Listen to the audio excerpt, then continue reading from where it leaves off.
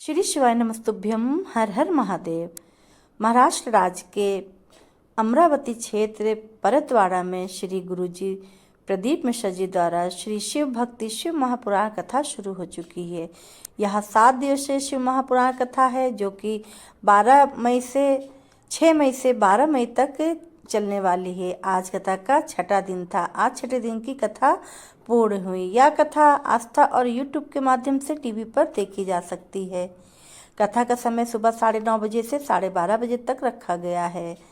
यह 7 दिवसीय शिव महापुराण कथा है। अगर किसी कारणवश आप कथा नहीं सुन पाए हैं तो पूरी कथा का रस तत्व आपको इस छोटे से वीडियो के माध्यम से प्राप्त होने वाला है। और आज की कथा में गुरुजी ने कई उपयोगी बातें और कई पत्र और कई जानकारी दी, जिसमें बैसाख के महीने में कुछ 2 उपाय करने वाले हैं तो उनकी भी जानकारी दी, जो गुरुजी ने अपने पिछले साल की जो कथा में बताया था बैसाख माह के उपाय। बढ़ते हैं कथा की आज की पहली विशेष जानकारी की ओर। कथा शुरू होते ही गुरुजी ने कहा कि हमसे कई लोग प्रश्न करते हैं कि आपकी कथा में इतने लोग इकट्ठा हो जाते हैं तो क्या इन सभी के अंदर शिव भक्ति है? क्या यह सभी शिव भक्त हैं? तो इस पर गुरुजी ने कहा कि हम छाती ठोक के कहते हैं कि ये सब शिव भक्त हैं। हम उनको छाती ठोक के कहते हैं कि शिव भक्त हैं। ये जो अपने घर से शिव महापुराण कथा सुनने आ रहे हैं, जो 2 बोतल पानी लेके आते हैं, 1 बोतल स्वयं पीने के लिए और दूसरी बोतल अपने संगी साथियों के पास जो प्यासा हो तो उसको वे पिला सके। भक्त जो कथा स्थल पर इतनी मशक्कत के बाद, इतनी मेहनत के बाद आ रहा है, उसका भाव गलत नहीं हो सकता, उसके भाव में कोई कमी नहीं हो सकती। बढ़ते हैं कथा की आज की दूसरी विशेष जानकारी की ओर। गुरुजी ने कहा कि अगर कोई इस व्यास पीठ पर बैठता है तो उसका कर्तव्य होता है कि वह भगवान की भक्ति का गुणगान करे, भगवान का गुणगान करे, अच्छे कर्मों का प्रचार प्रसार करे और इस बात का ध्यान रखे कि व्यासपीठ पर कभी भी किसी की निंदा ना करे, किसी भी व्यक्ति का नाम लेकर वह निंदा ना करे। किसी दूसरे व्यक्ति की निंदा करते हैं तो सामने वाले के जो पाप होते हैं वह आपके ऊपर आ जाते हैं। गुरुजी ने ऐसा कहा। अगर आप मंदिर जा रहे हैं, शिवालय जा रहे हैं, जल चढ़ाने जा रहे हैं या फिर अन्य किसी कारण से जा रहे हैं तो आपको इस बात का ध्यान रखना है कि आपके मुख से किसी की निंदा ना हो, किसी की अवहेलना ना हो। पढ़ते हैं आज की कथा की तीसरी विशेष जानकारी की ओर। गुरुजी ने कहा, संत बनना सरल है पर सरल बनना सरल नहीं है। सरल बनना कठिन है। सत्य कोई भी बन सकता है, बन जाता है, पर सरल कोई भी नहीं बन सकता। अगर आपने कंठी को धारण किया है तो इसका क्या मतलब होता है? हमें कभी किसी के लिए कुछ गलत नहीं बोलना चाहिए, ना ही हमारे मुख से किसी के लिए अवहेलना निकले, ना ही हमारे कंठ से किसी के लिए अपशब्द निकले और ना ही हमारे मुख से किसी के लिए आड़ी टेढ़ी बातें निकले। यह मतलब होता है कंठी को धारण करने का। नहीं कि हमने गुरु मंत्र अपने गुरुजी से ले लिया और कंठी को धारण कर लिया सबको दिखाने के लिए। बढ़ते हैं कथा की आज की चौथी विशेष जानकारी की ओर। उन्होंने कहा, दवा दबा कर खाओगे, दवा खाने जाओगे, ये निश्चित है। आज के इंसान खाने के साथ साथ कुरकुरे भी आने दो, कोल्ड ड्रिंक भी आने दो, समोसे भी आने दो, चिप्स भी आने दो, मिल रहा है सब आने दो। उसी तरह आपके अंदर बुराई, द्वेष, तृष्णा, शक्ति यह सब आती जाती है, इकट्ठा होती जाती है, तो आपको दवा खाने जाने से कोई नहीं रोक सकता। इसलिए आपको प्रयास करना है कि आपके अंदर बुराई प्रवेश ना करे। बढ़ते आज की कथा की 5वीं विशेष जानकारी की ओर। जी ने कहा, हमीरपुरा उत्तर प्रदेश के गंगा नदी के तट पे मंदिर है जिसे हिडेश्वर महादेव का नाम दिया गया है। हिडम्बेश्वर महादेव के मंदिर के नाम से जाना जाता है। जब पांडव वन में जंगल में विचरण कर रहे थे तब भीम ने पहरा दिया था, यानी कि जब पांडव रात को सो रहे थे तब भीम रात को जग के पहरा लगा के बैठे थे। तब सुबह ब्रह्म मुहूर्त में शिवलिंग की स्थापना की थी भीम ने। तभी इस शिवलिंग का निर्माण हुआ था। आज की कथा में गुरुजी ने बस इतनी ही जानकारी दी है। बढ़ते कथा की आज की 6ठी विशेष जानकारी की ओर। गुरुजी ने बताया कि मुनिवर ने हिडिंबर से कहा कि जो शिवलिंग की पूजन करता है अथवा उसका पूजन इत्यादि करता है तो उसकी सारी मनोकामनाएं पूर्ण हो जाती हैं। तो हिडिंबा ने कहा कि मैं अगर शिवलिंग का पूजन करूंगी तो क्या मेरी मनोकामना पूर्ण हो जाएगी? तो मुनिवर ने कहा हाँ बिल्कुल पूर्ण हो जाएगी।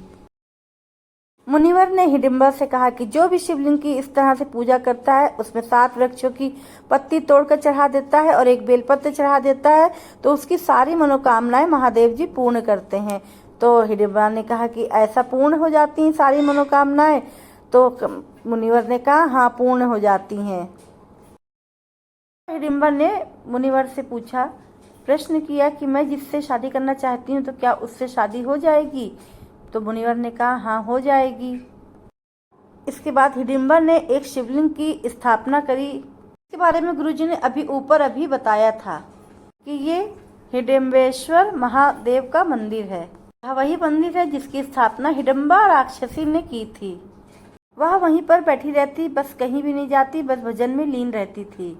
हिडिंबा ने एक नियम बनाया, उसने बेलपत्री तो देखी नहीं थी, उसको पता भी नहीं था कि वह कैसी दिखती है, तो वह किसी भी वृक्ष की पत्ती लाकर शिवलिंग पर अर्पित कर देती थी।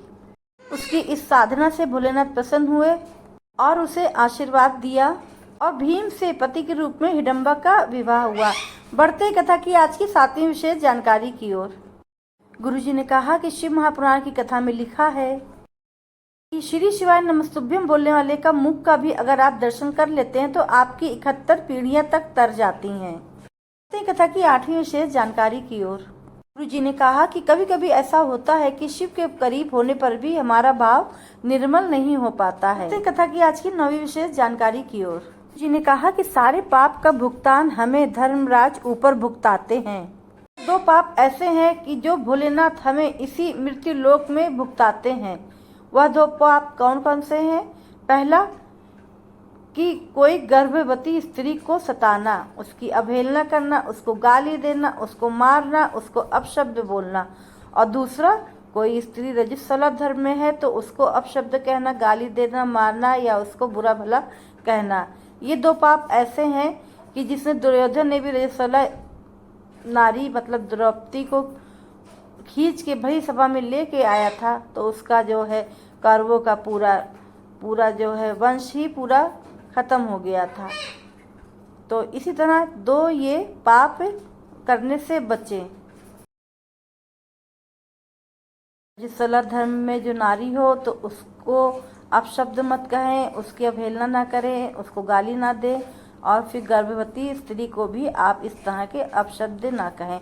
इस तरह के पापों से आप बचें, नहीं तो महादेव जी इसी मृत्यु लोक में आपको इसी जन्म में इस पाप के को भोगने को आपको सजा देते हैं।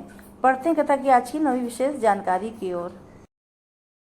वैशाख माह के कुछ ही दिन शेष हैं। अगर आपने शीतल जल वाला और शीतल बेल वाला आपने उपाय नहीं किया है तो आप किसी भी दिन कर सकते हैं।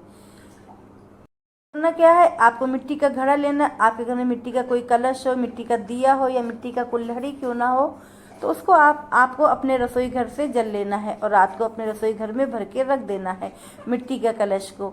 अगले दिन आपको तांबे के कलश में वह मिट्टी के कलश का जो जल है उसको आपको उस तांबे के पात्र में ले लेना और पहुंच जाना है शिवालय। शिवालय में शिवलिंग पर आपको श्री शिवाय नमस्तुभ्यम या हर हर महादेव कहते हुए शिवलिंग पर चढ़ाना है।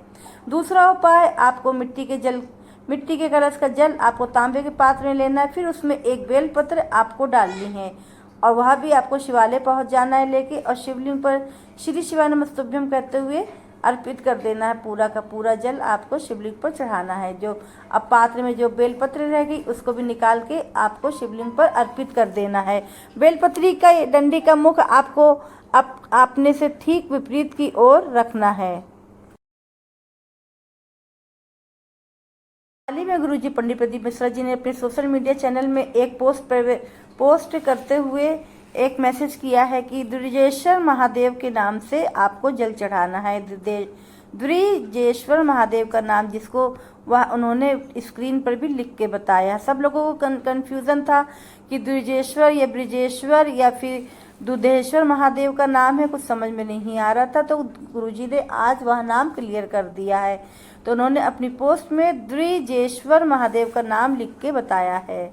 आपको करना क्या है, आपको 1 लोटा जल लेना है और पहुंच जाना है शिवालय। शिवालय में आपको अशोक सुंदरी के नीचे जो जलाधारी जो बहती है, तो वहां से जल शुरू करते हुए आपको गोल गोल माता के जो हस्त कमल है पूरे में गोल में घुमाना है।